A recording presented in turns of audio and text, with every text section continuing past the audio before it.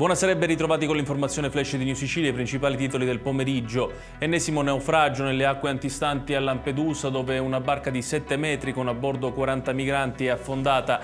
Di questi 39 sono stati salvati dalle autorità italiane e trasportati sull'isola, uno è invece annegato. I carabinieri hanno arrestato un 35enne di Belpasso nel Catanese per maltrattamenti nei confronti della sua ex compagna. L'uomo, nonostante un divieto di avvicinamento alla donna, l'avrebbe perseguitata e minacciata. Il questore di Palermo ha disposto un daspo di 5 anni nei confronti di un palermitano per aver aggredito uno steward al Renzo Barbera durante Palermo-Brescia. L'uomo è stato identificato grazie alle videocamere di sorveglianza dello stadio. È morto l'ex senatore catanese Nino Strano, volto noto della destra etnea. Strano è stato attivo anche nel campo teatrale e cinematografico. Si è spento all'età di 73 anni dopo una lunga malattia. Chiudiamo con il meteo. Per la giornata di domani in Sicilia ancora tempo instabile in mattinata con possibili piogge e temporali che potrebbero coinvolgere tutto il territorio regionale. Nel pomeriggio schiarite, temperature che rimangono stabili.